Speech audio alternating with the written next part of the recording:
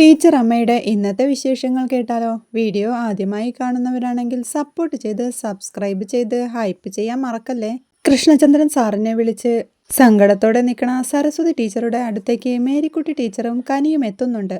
കരയാതെ നീ സാറിനെ വിളിച്ചോന്ന് മേരിക്കുട്ടി ടീച്ചർ ചോദിക്കുമ്പോൾ ഞാൻ പലരെയും അറിഞ്ഞില്ല മേരി, അവരുടെ സ്നേഹം കണ്ടില്ലെന്ന് പറഞ്ഞ് പൊട്ടി കരയുന്നുണ്ട്. ഇത് കണ്ട് ചെറിയമ്മ ഓക്കെ അല്ലേന്ന് കനിയും ചോദിക്കുന്നുണ്ടേ. കുഴപ്പമില്ല, ഓരോന്ന് ആലോചിച്ചു പോയതാണെന്ന് ടീച്ചറമ്മ പറയുമ്പോൾ താഴേക്ക് പോവാം, ഇവിടെ നിന്ന് ചെറിയമ്മയ്ക്ക് നെഗറ്റീവ് ആവും എന്ന് കനി പറയുമ്പോൾ ശരിയാ, താഴേക്ക് പോവാമെന്ന് മേരിക്കുട്ടി ടീച്ചറും പറയാ. ഇത് കേട്ട് നിങ്ങൾ രണ്ടാളും സൊറ പറഞ്ഞിരിക്കുമ്പോഴേക്കും താൻ നല്ല കോഫി ഇട്ടുതരാമെന്ന് കനി പറയുന്നുണ്ട്. നല്ല കോഫിയാണെന്ന് ഇപ്പോഴേ പറയണ്ട, ഞങ്ങൾ കുടിച്ചു നോക്കിയിട്ട് പറയാമെന്ന് മേരിക്കുട്ടി ടീച്ചർ പറയുമ്പോൾ ഇതല്പം തേഞ്ഞ കോമഡിയാണെന്ന് കനി പറയുന്നുണ്ട്.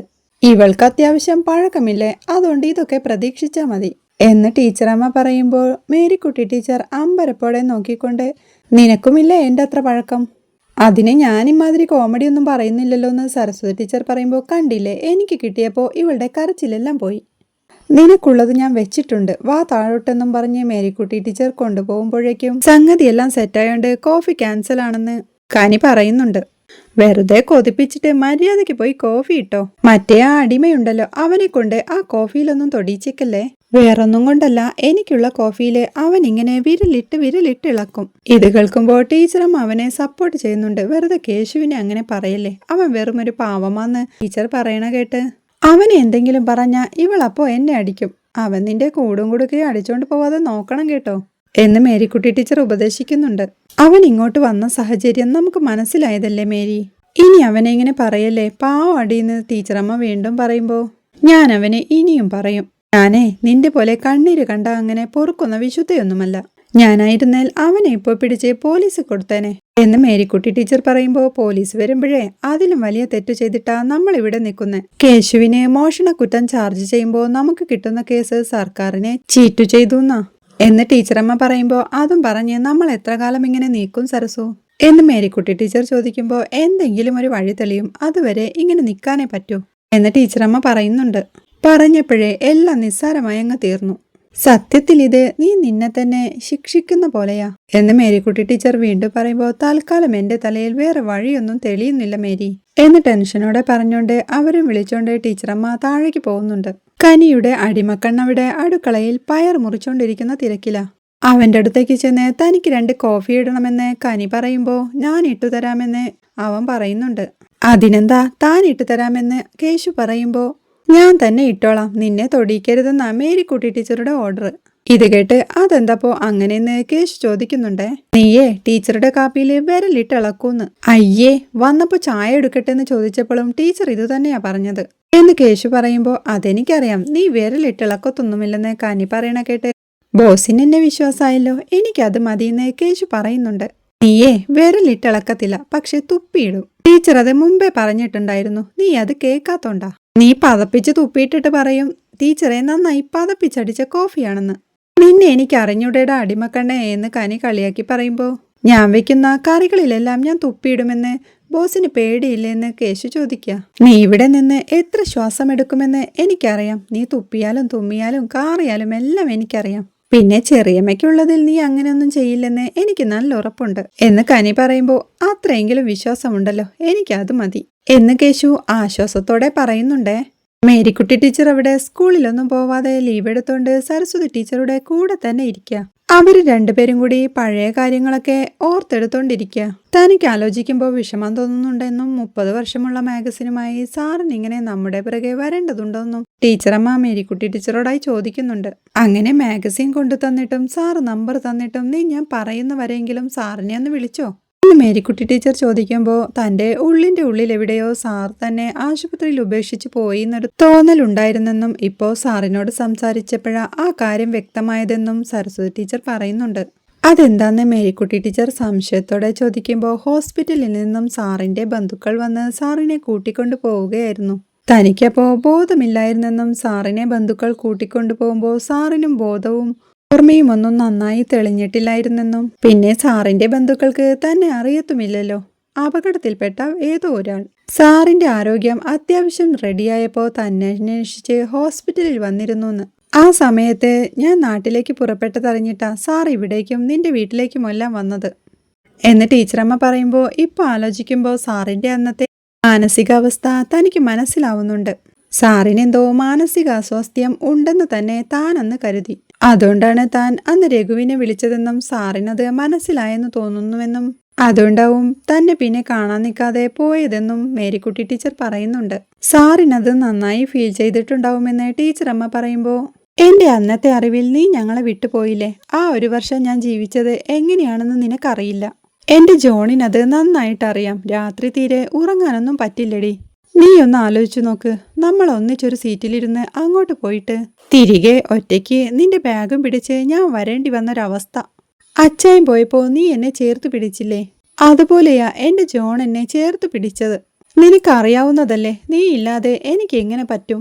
രാത്രി ചെറുതായൊന്നും മയങ്ങിയാൽ തന്നെ നിന്നെ ഓർത്ത് ഞാൻ ഞെട്ടി എണീക്കും. വല്ലാത്തൊരു കാലമായിരുന്നു അത് എന്ന് പറഞ്ഞുകൊണ്ട് മേരിക്കുട്ടി ടീച്ചർ കരയുമ്പോ ടീച്ചറമ്മ മേരിക്കുട്ടി ടീച്ചറെ സമാധാനിപ്പിക്കാൻ ശ്രമിക്കുന്നുണ്ടേ.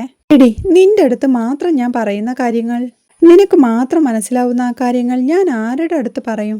ഞാനേ ജീവിതത്തിൽ ഏറ്റവും കൂടുതൽ സന്തോഷിച്ചത് നിന്നെ ആ വീഡിയോ കോളിൽ കണ്ട ദിവസം. കർത്താവിനോടുള്ള പഴയ പരിഭവം എല്ലാം മറന്നിട്ടെ അന്ന് രാത്രി മുഴുവൻ ഞാൻ കർത്താവിനോട് നന്ദി പറഞ്ഞു എന്ന് സന്തോഷത്തോടെ ചിരിച്ചോണ്ട് മേരിക്കുട്ടി ടീച്ചർ പറയുമ്പോൾ തനിക്കറിയാമെന്ന് പറഞ്ഞ് ടീച്ചർ അമ്മ നിറഞ്ഞു വന്ന സന്തോഷത്തിന്റെ കണ്ണീർ തുടയ്ക്കുന്നുണ്ട്. അപ്പോഴാണ് അങ്ങോട്ട് കോഫിയുമായി വരുന്ന കനി ഇത് കാണുന്നത്. ഒരാളെ ഓക്കെയാക്കാൻ വിട്ടിട്ട് രണ്ടുപേരും കൂടി ഇരുന്ന് കരയുന്നു എന്നും ചോദിച്ചോണ്ട് കനി കോഫി കൊടുക്കുമ്പോൾ, പേടിക്കണ്ട, ഇത് സന്തോഷം കൊണ്ടാണെന്ന് മേരിക്കുട്ടി ടീച്ചർ പറയുന്നുണ്ട്. ആഹാ, സന്തോഷം വന്നാൽ ഞങ്ങളൊക്കെ ചിരിക്കാണല്ലോ ചെയ്യാറ് എന്ന് കനി ചോദിക്കുമ്പോൾ, അത് ഞങ്ങള് ചെറിയ സന്തോഷങ്ങൾക്കാ, ഞങ്ങൾ ഞങ്ങളുടെ വലിയ സന്തോഷങ്ങൾക്കെല്ലാം കരയും അല്ലേ സരസു എന്ന് മേരിക്കുട്ടി ടീച്ചർ ചോദിക്കുമ്പോൾ ടീച്ചർ അമ്മയും അത് സമ്മതിക്കുന്നുണ്ട്. അത് ചിരിച്ച് ചിരിച്ച് കരയുന്നതല്ലേ, ഇതിപ്പോ ഞാൻ കരച്ചിൽ മാത്രമേ കേട്ടുള്ളല്ലോ എന്ന് കനി വീണ്ടും ചോദിക്കുമ്പോൾ, ഉള്ളു നിറഞ്ഞങ്ങോട്ട് സന്തോഷിക്കുമ്പോഴേ കണ്ണൊക്കെ ചിലപ്പോൾ നിറയും എന്ന് മേരിക്കുട്ടി ടീച്ചർ വീണ്ടും പറയുമ്പോൾ, ഇങ്ങനത്തെ വിചിത്രമായ ആചാരങ്ങളൊന്നും ഞങ്ങളുടെ ജനറേഷനിലില്ലേ എന്ന് കനി പറയുന്നുണ്ട്. ഇതും പഠിക്കണ്ടേന്ന് മേരിക്കുട്ടി ടീച്ചർ ചോദിക്കുമ്പോൾ, പുതിയതാണ് പഠിക്കേണ്ടത്, അല്ലാതെ ഈ പഴഞ്ചനല്ല. ഒരു കാര്യം ചെയ്യേ, ചെറിയമ്മയും ടീച്ചറും കൂടെ ഞങ്ങളുടെ ജനറേഷനെ പറ്റി പഠിക്കാൻ നോക്ക്. ഇത് കേട്ടെ അതൊരു പുതിയ അറിവാണല്ലോ എന്ന് മേരിക്കുട്ടി ടീച്ചർ ചോദിക്കുമ്പോൾ, ഇനിയുമുണ്ട്, നിങ്ങൾ സംസാരിച്ചിരിക്കേ, പിന്നെ സന്തോഷം കൂടി കരഞ്ഞു കരഞ്ഞ് കോളമാക്കണ്ട, ചിരിച്ചാ മതി. ഞാനൊന്ന് പോയി അടിമക്കണ്ണിനെ സൂപ്പർവൈസ് ചെയ്യട്ടെ എന്നും പറഞ്ഞുകൊണ്ട് കനി അവിടുന്ന് പോകുന്നുണ്ടേ. അപ്പോഴാണ് സരസ്വതി ടീച്ചർ തങ്ങളുടെ ആ പഴയ മാഗസിൻ എടുത്ത് മേരിക്കുട്ടി ടീച്ചർക്ക് കൊടുക്കുന്നത്. ടീച്ചർ അത് വാങ്ങി സന്തോഷത്തോടെ നോക്കിക്കൊണ്ട്, എടി നമ്മുടെ ധ്വനി എന്നും പറഞ്ഞുകൊണ്ട് അത് മറിച്ച് നോക്കിക്കൊണ്ടിരിക്കുക. ഇതിലെന്റെ ഒരു പോയട്രി ഉണ്ടായിരുന്നത് നിനക്ക് ഓർമ്മയുണ്ടോന്ന് സരസ്വതി ടീച്ചർ ചോദിക്കുമ്പോൾ, ഓ എനിക്ക് ഓർമ്മയുണ്ട്. അന്നെനിക്കേ ഇത് വായിച്ചിട്ട് ഒന്നും മനസ്സിലായില്ല. പക്ഷേ ഒരു കാര്യം എനിക്ക് മനസ്സിലായി, അന്ന് നീ എഴുതിയത് കൃഷ്ണചന്ദ്രൻ സാറിനെ ഇംപ്രസ് ചെയ്യാനാണെന്ന്. ഓ പിന്നെ നീ അങ്ങ് മനസ്സിലാക്കി കളഞ്ഞു എന്ന് ടീച്ചറമ്മ പിണക്കത്തോടെ പറയുമ്പോൾ, ഇപ്പോഴും നിനക്കത് സമ്മതിക്കാൻ എന്താ ഇത്ര മടി? നീ അസലായി മലയാളത്തിൽ എഴുതുമായിരുന്നിട്ടും എന്തിനാ ഇംഗ്ലീഷ് പോയട്രി എഴുതിയതെന്നൊക്കെ എനിക്കറിയാം കേട്ടോ. മലയാളത്തിലാണെങ്കിൽ കവിത കറക്റ്റ് ചെയ്യാൻ സതി ടീച്ചറുടെ കയ്യിലല്ലേ കൊടുക്കേണ്ടത്, ഇംഗ്ലീഷിലാണെങ്കിൽ കൃഷ്ണചന്ദ്രൻ സാറിന്റെ കൈ കൊടുക്കാലോ എന്ന് മേരിക്കുട്ടി ടീച്ചർ പറയുമ്പോൾ, ഓ പിന്നെ വലിയ കണ്ടുപിടുത്തമായി പോയി, പിന്നെന്താ ഇത് അന്ന് പറയാഞ്ഞേ എന്ന് ടീച്ചറമ്മ ചോദിക്കുമ്പോൾ, എടി ഞാൻ അന്ന് പറഞ്ഞിരുന്നേൽ നീ എന്നെ ഇടിച്ചേനെ എന്ന് ചോദിക്കുമ്പോൾ, ഇന്നാണെങ്കിലും ഒരു ഇടിക്കുള്ള ആരോഗ്യമൊക്കെ എനിക്കുണ്ടേ, പക്ഷേ ഇന്ന് നീ എന്നെ ഇടിക്കില്ല എന്ന് മേരിക്കുട്ടി ടീച്ചർ പറയണ കേട്ട് അതെന്താ ഇത്ര ഉറപ്പെന്ന് സരസ്വതി ടീച്ചറും ചോദിക്കുക. കന്യാകുമാരിയിൽ വെച്ച് നീ ഞാൻ അറിയാതെ കൃഷ്ണചന്ദ്രൻ സാറിനെ കാണാൻ പോയില്ലേ, അതിനെ മുന്നേ ഞാൻ നിന്നെ ഇടിക്കേണ്ടതല്ലേ എന്ന് മേരിക്കുട്ടി ടീച്ചർ ചോദിക്കുമ്പോൾ, അത് പിന്നെ അതിനുശേഷം നമ്മൾ കണ്ടില്ലല്ലോ എന്ന് സരസ്വതി ടീച്ചർ പറഞ്ഞൊപ്പിക്കുന്നുണ്ട്. നീ വയറുവേദന എന്നും പറഞ്ഞ് കൃഷ്ണചന്ദ്രൻ സാറിനെ പോയി കണ്ടപ്പോൾ നീ എന്നോട് പറഞ്ഞോടി? പറഞ്ഞോന്ന് എന്ന് മേരിക്കുട്ടി ടീച്ചർ ചോദ്യം ചെയ്യുമ്പോൾ, അത് പിന്നെ അന്ന് എല്ലാവരും നമ്മുടെ കൂടെ ഇല്ലായിരുന്നു, അപ്പൊ ഞാൻ കൃഷ്ണചന്ദ്രൻ സാറിനെ പറ്റി എങ്ങനെ പറയുമെന്ന് ടീച്ചറമ്മ ചോദിക്കുന്നുണ്ട്.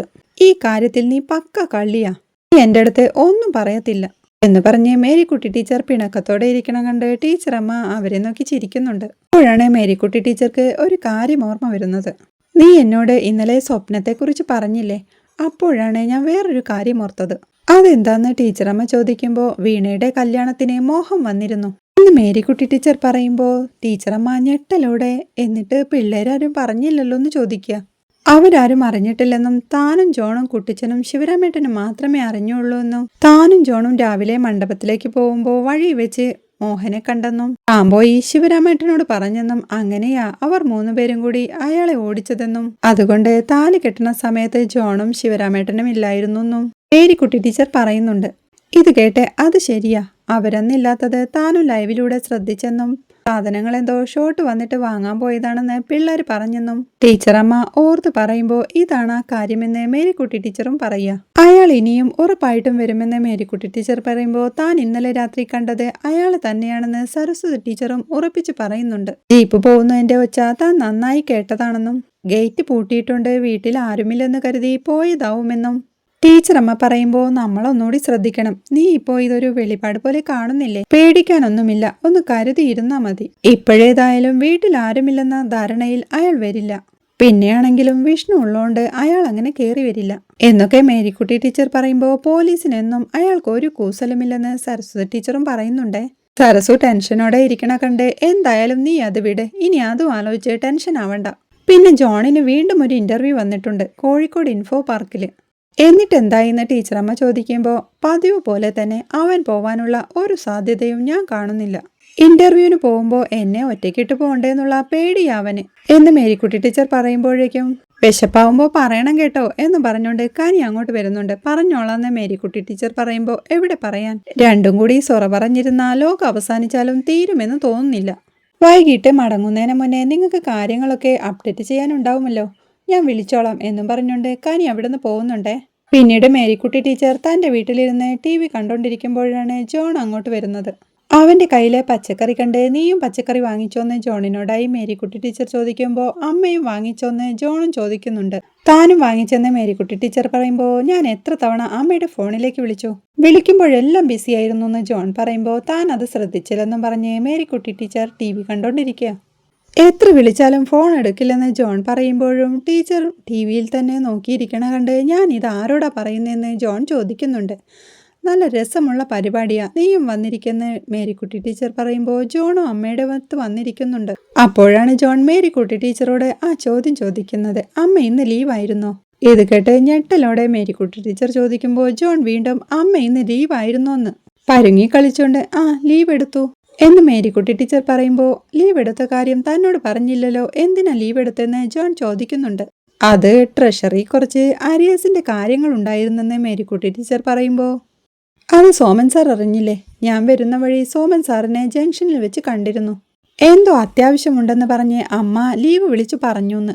എന്താ കാര്യമെന്ന് സാർ എന്നോട് ചോദിക്കുക. സാറ് പറഞ്ഞപ്പോഴല്ലേ ഞാനും ഇതറിയുന്നത്. ഞാൻ എന്തു പറയും എന്ന് ജോൺ ചോദിക്കുമ്പോൾ അതെ, ഞാൻ നിന്നോട് പറയാൻ വിട്ടുപോയതാ. ട്രഷറി പോയിട്ട് പെട്ടെന്ന് ഇറങ്ങാമെന്ന് വിചാരിച്ചതാ, പക്ഷെ അവിടെ അങ്ങ് പെട്ടുപോയി. അങ്ങനെയാ സാറിനോട് ലീവ് വിളിച്ചു പറഞ്ഞത് എന്നൊക്കെ മേരിക്കുട്ടി ടീച്ചർ പറഞ്ഞൊപ്പിക്കുമ്പോൾ വല്ലാതെ കിടന്നങ്ങ് ഉരുളല്ലേ കേട്ടോ. ഞാനും സോമൻ സാറും അറിയാതെ അമ്മ ട്രഷറി പോയില്ലേ, ഞാനേ ശരിക്കും അങ്ങ് വിശ്വസിച്ചു കേട്ടോ എന്നും പറഞ്ഞുകൊണ്ട് ജോൺ അവിടുന്ന് ദേഷ്യത്തോടെ എണീറ്റ് പോകുന്നുണ്ട്. ഇത് കണ്ട മേരിക്കുട്ടി ടീച്ചർ ട്രഷറി പോയ അവനോട് പറയണമെന്ന്, ഇവനാണോ അമ്മ ഞാനാണോ അമ്മ, ഇവനെ പേടിച്ച് ഞാൻ ജീവിക്കും എന്നൊക്കെ അവിടെ ഇരുന്ന് ദേഷ്യത്തോടെ പറയുന്നുണ്ട്. രാത്രിയാവുമ്പോൾ ടീച്ചറമ്മയുടെ വീട്ടിൽ കനിയും കേശവും കൂടി ഓരോ വിശേഷങ്ങളൊക്കെ പറഞ്ഞുകൊണ്ടിരിക്കുക. തൻ്റെ അനിയത്തി പ്രിയ കുറച്ച് ഒതുക്കമുള്ളതാണെന്നും ഹോസ്റ്റലിലുള്ള പെൺപിള്ളാരെല്ലാം മോഡേൺ ആയതുകൊണ്ട് പ്രിയയ്ക്ക് അവരോട് കൂടെ കൂടാൻ പാടാണെന്നും കേശു പറയുന്നുണ്ട്. കേട്ട് നീ എന്നെക്കുറിച്ച് എന്താ പറയാന്ന് കനി ചോദിക്കുന്നുണ്ട്. ഇത് ബോസിന്റെ ശൈലിയല്ലേ, ബോസ് പൊളിയല്ലേന്ന് കേശു പറയണ കേട്ട് ഇത്രയേ ഉള്ളൂ സ്റ്റൈലിന്റെ കാര്യം, നമുക്ക് ചേരാൻ പറ്റിയില്ലെങ്കിൽ അത് സ്റ്റൈലും അത് ശൈലിയും ടൈപ്പും നമ്മുടെ രീതിയും ഒക്കെ ആവും എന്നീ കനി പറയുന്നുണ്ട്. ബോസിനെ പോലെ ഒന്നുമല്ല ചില പിള്ളേര്, വൻ ഷോയാ എന്ന് കേശു വീണ്ടും പറയുമ്പോൾ നിനക്കറിയാത്തോണ്ടാ, കോളേജിൽ ഞാനും വലിയ ഷോയാ. ഇതൊക്കെ അങ്ങ് രസമായിട്ട് എടുക്കണം. ഈ അയ്യോ പാവം കേസുകളിലാണ് ശരിക്കും മുട്ടം പണി കിട്ടുന്നത്. അതുകൊണ്ട് ഈ സ്റ്റൈൽ എന്ന് പറയുന്നതിലെ ഒരു കാര്യവുമില്ല എന്ന് കനി പറയുമ്പോഴേക്കും ടീച്ചറമ്മ അവരെ അത്താഴം കഴിക്കാനായി വിളിക്കുന്നുണ്ട്.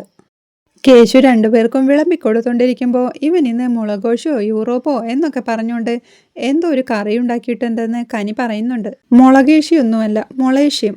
പണ്ട് എനിക്ക് അമ്മ പെട്ടെന്നുണ്ടാക്കി തരുന്നൊരു കറിയാ, വീട്ടിലും ഇടയ്ക്കെല്ലാം താൻ ഉണ്ടാക്കാറുണ്ടെന്ന് കേശു പറയുമ്പോൾ നോക്കട്ടെ കഴിച്ചിട്ട് പറയാമെന്ന് പറഞ്ഞ് ടീച്ചറമ്മ അതെടുത്ത് ടേസ്റ്റ് ചെയ്തുകൊണ്ട് അമ്പരപ്പോടെ ഇരിക്കുന്നിടത്താണ് ഇന്നത്തെ എപ്പിസോഡ് അവസാനിക്കുന്നത്. വീഡിയോ ഇഷ്ടമായാൽ സപ്പോർട്ട് ചെയ്ത് സബ്സ്ക്രൈബ് ചെയ്യാൻ മറക്കല്ലേ.